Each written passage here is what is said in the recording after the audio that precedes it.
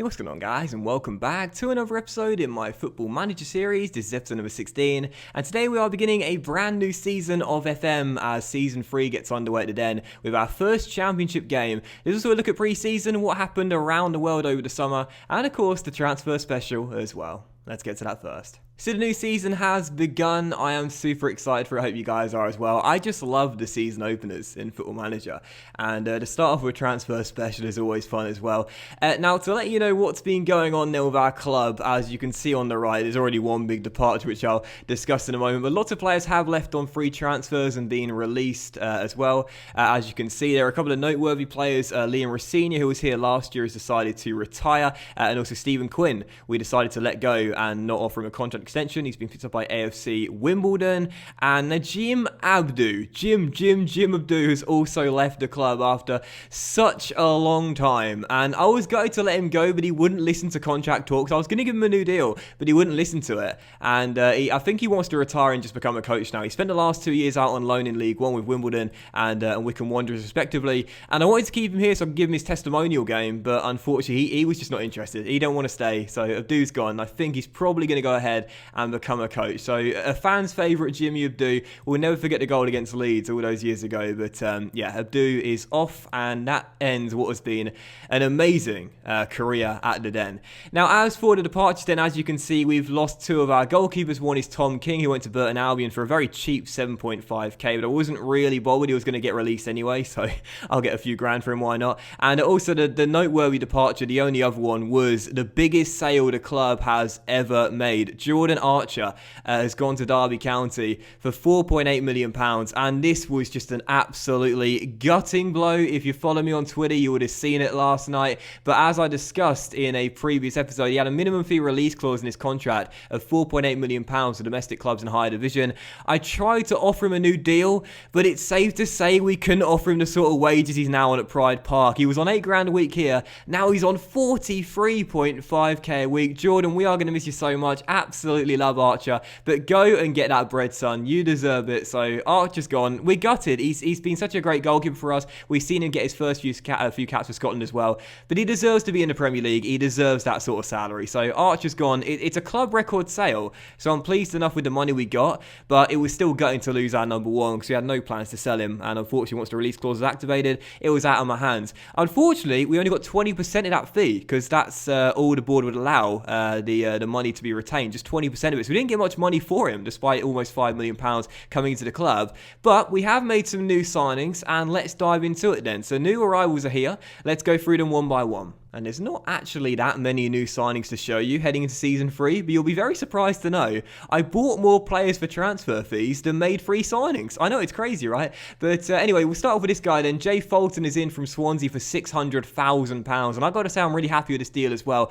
Fulton, of course, formerly of the Swans, didn't play much last season in their promotion-winning season, just 5 games, all coming from the bench in the league. He was transfer listed for 600k. We snapped him up, and I really like the look of him as well, mainly because he can play all down the spine, which is really important. And at 6 foot, he could also play, could be retrained to play centre back with some stats here that are quite nice in heading 13, marking 12, tackling 14, positioning 13 as well. So something to watch out for the future. But we'll be operating him mainly in the midfield role, and we've got enough ball-winning midfielders here. But I'll probably operate him more as a backup for Sean Williams in the deep-lying playmaker role, with some good stats including 13 first touch, 13 passing, and 12 for vision, and some pretty nice little mental stats here as well. So yeah, Fulton is in. It's a 4-year deal. He's on £8 a week, and yeah, I've got to say I'm pretty pleased with the signing. All round, a very decent midfielder, adds more depth to the area as well, and the contract is not bad either. So yeah, Fulton's in, the first signing. I'm happy with that one. I think it's a pretty decent deal. Next up is a player coming back to the Den after being here last season on loan. Freddie is back at the Den, and I think this is a pretty decent signing, to be honest, because again, just like last year,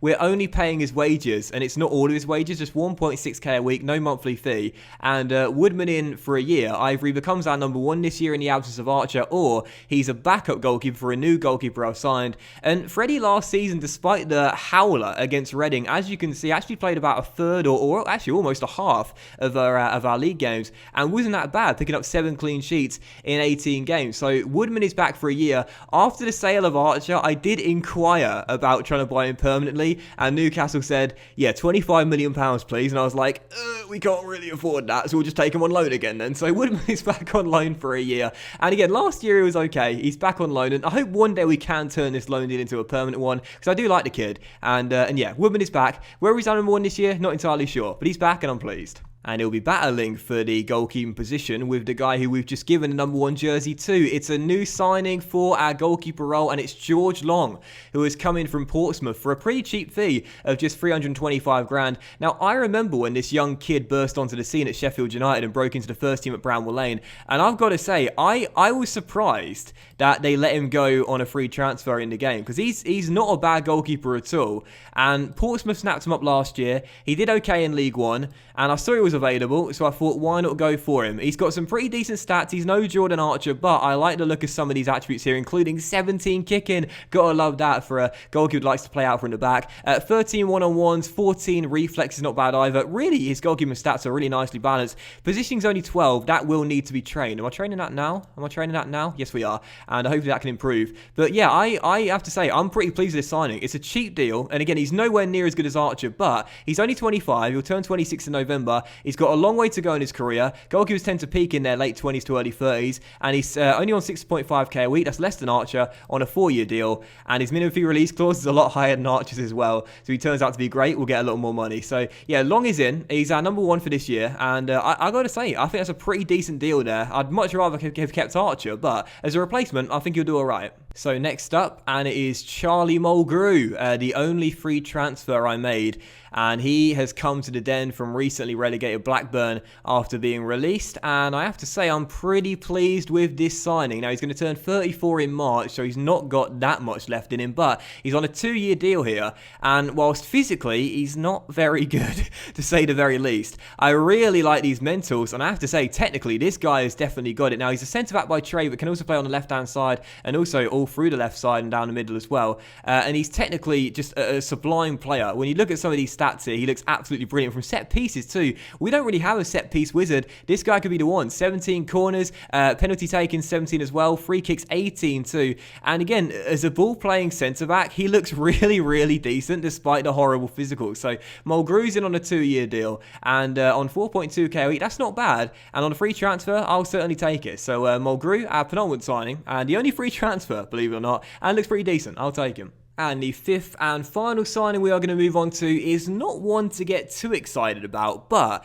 it could well prove to be a bargain if he actually kicks on and develops. Welcome to the club, Erdal Rakip, who has joined from Benfica for a very cheap £165,000. Of course, right now in real life, he's been loaned to Crystal Palace, but I think he's played a single game at Selhurst Park yet in real life. In the game, he played 11 and scored a goal as well, but he's not been playing for Benfica at all, so they let him go on a very cheap deal. His valuation's already rocketed up to 1.2 million as well.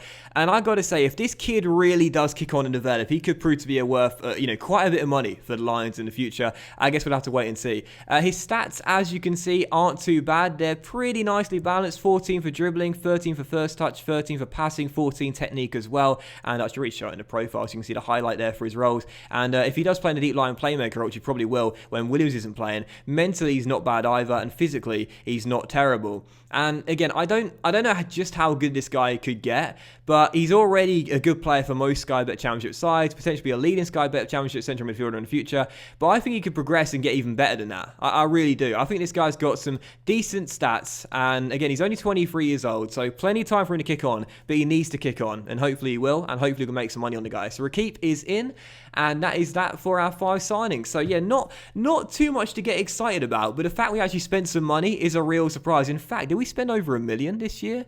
765 grand plus 325 grand is 990,000 pounds? I think so. Well, it's close to $1 million anyway, and it's great to see us finally spending a bit of money after the sale of Jordan Archer. But whilst there's not many arrivals, I'm happy with the players we brought in, and I like our squad heading in to season 3. So as you can see, there is more strengths than weaknesses in our team report right now. I feel like we've added more depth to our side as well, particularly in the central midfield role with the arrivals of Fulton and Rakip. I like the goalkeeping position now, even in the absence of Archer, Long and Woodman there, right there. And of course, we've got Charlie Mulgrew to add more depth to our centre-back role, and also can play left-back as well.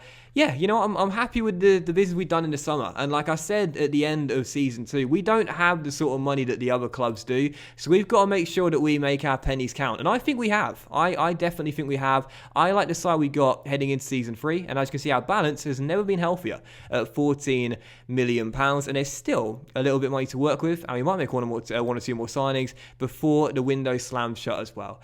So this is how pre-season went for the Lions. We won all of our games but 2 as we drew against Austria Vienna and lost the game beforehand. And as for what happens in the final League One table, you can see what teams went up. Oxford United have come up to the Championship from last season, as have Nottingham Forest, and so have Cheltenham. So a South London derby we can look forward to this season. That should be a lot of fun.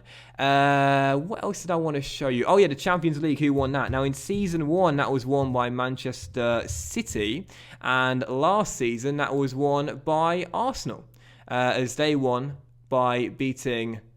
Why is that not showing the final? That should just show the final. What? That's the European Championship Cup. Okay, what? Oh, it's because it's a new season. Well, anyway, Arsenal won it. That's all you need to know. Arsenal won it. They beat Barcelona in the final for their first Champions League in their history. Is there anything else I wanted to show you? Oh, yeah. Staff, we've improved our coaching team over the summer as well. As you can see, we now got the best goalkeeping team in the division, as I've hired a new goalkeeping coach, apart from the distribution. We've got the best defensive coach in the division, attacking coaches, fitness coaches as well, so that's really good. Our scouting team's improved slightly, as has our physiotherapy team too, so really pleased with making improvements in this area, because I said before, I find it really, really crucial in Football Manager. And as for the dynamics of the team, see the social groups right now, pretty much everyone is in the core apart from 3 new arrivals and George Long as well, and that is the current hierarchy of the team, who are the leaders and the influential players. I got to say, this is a great new feature from FM. I really, really like this. It's really cool, because the mental state of the players is such an underrated thing in football, so that's really cool. And yeah, that's pretty much that. So let's dive into the first game of the new season then, as we do indeed take on West Bromwich Albion. And one thing to show you as well, real briefly, for the aims this season, they've actually gone down. Last season, the lowest we could have was finishing mid-table. This year, it's avoid a relegation battle. So apparently, according to John Berylson and the board, they think our team's getting worse. Rubbish. Our team's much better this year. That's our FA Cup objective. That's our Carabao Cup objective. And our first round tie pits us against Exeter City away from home. And can I show you the season preview as well? There's always so much I keep on forgetting. As you can see, we've now been tipped by the media to finish in 18th place. We're getting up. Every single season, the media predict a little bit better from Millwall. So, yeah, first game of the new season. It is indeed West Bromwich Albion here at home. We've lost to them every single time we faced them so far. Let's try and get the win for the first time in a repeat of last year's opening day. So we'll stick with our normal instructions in the 4-4-2 for the opening day, and this will be our team. George Long will make his debut in goal. It's back for Meredith, Hutchinson, Cooper and Romeo. Meredith, by the way, did sign a new 2-year deal at the club in the summer. And the midfield is Ferguson on the left, Wallace on the right, and in the middle, Saville and Fulton making his debut. And up top together, O'Brien and Gregory, as Morrison is still injured. And as for the bench, we've got Woodman, Mulgrew, McLaughlin, Williams, Rakip, De Jagger and Elliott as well. And expect this season to see a lot more of young Clinton Webster and young Marvin Brito as well. So first game, it's West Brom. Let's get the win in the season opener and our first of the series so far. Come on, you Lions. I could have signed Leighton Baines in the summer, by the way. Do you want to point it out real quickly? Baines was released by Everton. We had him on trial, and I did offer him a contract, but he wanted like 18 grand a week, and I thought, forget that. You're not quite as good as you were back in the day. So we left him be, and I'm more content with Meredith staying here, because I like James Meredith a lot. He's been a great signing for us from Bradford, and a decent little left back. Anyway, first chance falls here. It's a great little run by O'Brien down left-hand side. Not a bad ball either. Headed clear by Rodriguez straight to Jay Fulton on his debut, though. Back to Wallace. Slides it into Romeo. Crosses. Dawson heads clear. Ferguson gives a chance alive, and O'Brien fires it wide the post. First chance for Millwall, good to see, but can hit the target. Obviously, West Brom last year were beaten in the playoff final by Norwich as Jay Rodriguez fires that one horribly wide. So they'll, of course, be the favourites for the game and one of the favourites to go up this season. But after losing the first 2 season openers, I'd really like to get at least a point in the third one if we could. But as we're still tied at 0-0, it's been a pretty even game so far, and maybe another chance here for Millwall. Jay Fulton back towards Marlon Romeo. And our right back, who I think this season will probably start ahead of Conor McLaughlin, finds Jed Wallace down the right. He'll slide it into Gregory. And Gregory back towards Fulton finds Saville. Saville to O'Brien, into Gregory, and Gregory to O'Brien, lovely move, and Aiden finishes it off as well. And with Morrison picking up that serious injury, he might not play as many games this season, and therefore I'm looking for O'Brien to step up and be counted, and he's had a great start as well. Really nice move there by the line. Saville into O'Brien, plays a 1-2 a lead Gregory, brilliant through ball by Gregors, and O'Brien with a brilliant finish as well, and we take the lead 16 minutes in. Come on, you Lions. And another highlight here, 90 minutes in. Very action-packed start to the game, but sadly, it looks like it will come to the Baggies, with Jake Livermore finding Phil Foden. And his pass finds Jay Rodriguez back into Livermore. And now Foden picks it up again, and now Kieran Gibbs receives it into Morrison. Nice little build up here by West Brom as we just can't get the ball off them. We're chasing shadows. Wilson's through. Meredith makes the tackle, but straight to Zahore. And West Brom get the equalising goal. I swear that's the second time James Meredith's done that for us in a few episodes. Makes a tackle, but it turns out to be a through ball. And maybe I should have signed Leighton Baines instead, but no. Unfortunate there from James Meredith. The Aussie made a really good last-ditch tackle on Wilson, but it drops straight to Zahore. He fires it home. No debut clean sheet for long, and West Brom back on level terms. And another highlight in a first half of plenty, and the referee's given a penalty. Zahore's gone down, Saville tripped him up, and Long can make himself an instant hero here if he saves the spot kick against Wilson. Can he do so, or are West Brom going to go in front? No, it's a brilliant penalty, and the Baggies have come from behind to lead 24 minutes in. Wilson from the spot gives them their first lead of the game, and we were in front from the O'Brien strike, and now we trail so early on after that. What a penalty right into the top corner, and West Brom in front. And another highlight for West Brom just before the break. We may have taken the lead, but they've been a better team in this first half, no question. As Phil Foden crosses to the middle and Cooper heads away. Well done. And as Romeo sends it long, a real chance for a break here. Look at the blue shirts coming forward. O'Brien, you got Gregory in the middle if you can pick him out, son. Keeps on going. There's the cross, but Neom is there. That was a golden chance. And sadly, we didn't play it well. And now, from our break, West Brom are breaking. Zahore to Livermore. Brilliant ball to Wilson. He's already scored one, and Long makes the save. Thank goodness for that. So just past the hour mark, still trailing by one, but there's still plenty of the game to go, so not panicking just yet.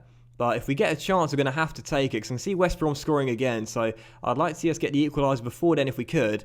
And as Ferguson on the ball is dispossessed by Neom, this might be the third goal for the Baggies. The right back down this right-hand side attacking, rolls it into Wilson. Wilson on the ball, plays it across. There is Zahore, goal scorers linking up. Now Phil Foden gets in on the act, plays that wide towards Kieran Gibbs, spaced across. Rodriguez is there. There's Zahore, and there, right on cue, is the third goal. And bar an almighty comeback from Millwall, we are going to lose the opening day for the third straight season. We just don't start seasons off very well, do we? Zahore finds Foden. Foden finds Kieran Gibbs with a lovely through ball. Gives to Jay Rodriguez. Rodriguez into Zahore. Zahore into the back of the net. Millwall 1, West Brom 3. Are we ever going to win on a season opener? Oh, don't let it become 4. Don't let it become 4. I mean, don't get me wrong, this is a team that are definitely going to be tipped to be going up after last year's playoff final defeat. But seriously, we're not that bad.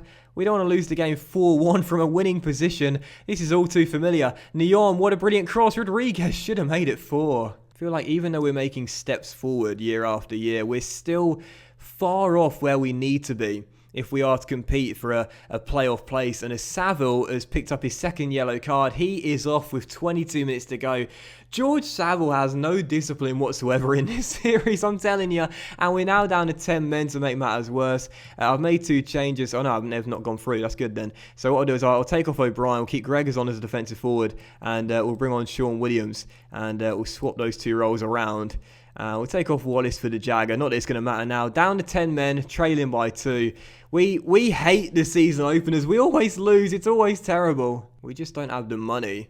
And we don't have the squad to compete with the better teams in the division. And that is just the honest truth, as sad as it is to admit. And we are piecing together a nice squad. I like the direction we're heading in. We've got a really good group of characters with some really high work ethic.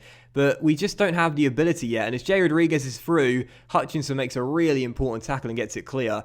But we're not going to be able to compete with these sort of clubs for a while, I think. I mean, when you think about the names that they've got out there are some really good Premier League quality players out there. And as Zahore, he's denied by a brilliant save by George Long. I think it's going to take a while before we can actually compete compete for an automatic promotion place or definitely be considered worthy of being in the playoffs. We might have an outside shot at the top 6, but that's what it is, an outside shot. We're the underdogs. And so that will do it for match day 1 then. And just like the previous 2 season openers, we have started off losing on the opening day and begin the season in the relegation zone. And after we started off scoring the first goal, I was thinking, this could be the year. This could be the year. No, Millwall always lose on the opening day in this save. That's always going to be the case. And as you can see, we do sit in 22nd place with 45 games to go. But hey, long way to go. We can definitely salvage this despite a very poor and disappointing start, especially with a Savile red card. He just can't keep his discipline, can he? And I'll issue him a warning. And we shall leave it at that. So that will end the season opener of the Football Manager series, guys. So big thank you for watching and hope you have enjoyed it. And if you did enjoy today's season opener featuring that transfer special, then please do drop a like, as likes are, of course, very much appreciated. Have a fantastic Sunday. Much love to you all. And I'll see you for the next episode of the Football Manager series with games against... who should we come back for? I'll tell you what, I see one pretty decent double-header there in October against 2 rival teams. How about West Ham away in our first clash with the Hammers in the series, and then Leeds at home as well. So we'll play through the rest of August, play through September, and come back for this October double, which should be very feisty indeed, where hopefully we started to get a few points on the board. So thanks for watching, guys. Have a fantastic Sunday. Much love to you, and I'll see you for the next episode of my Football Manager series very soon. Bye.